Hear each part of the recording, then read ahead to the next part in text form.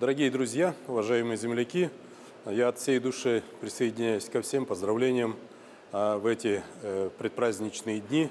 Поздравляю всех с Днем Государственности, со столетней юбилейной датой. Хотел бы пожелать всем работникам оборонно-промышленного комплекса республики дальнейших успехов, созидания, творчества.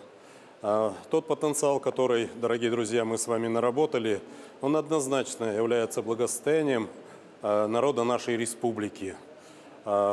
Уважаемые жители Удмуртии, на предприятие оборонного комплекса можно сегодня рассчитывать. Это тот надежный щит нашей Родины, это те надежные работодатели, которые сегодня обеспечивают успешную, созидательную работу всех сил нашей республики. Спасибо еще раз, с праздником!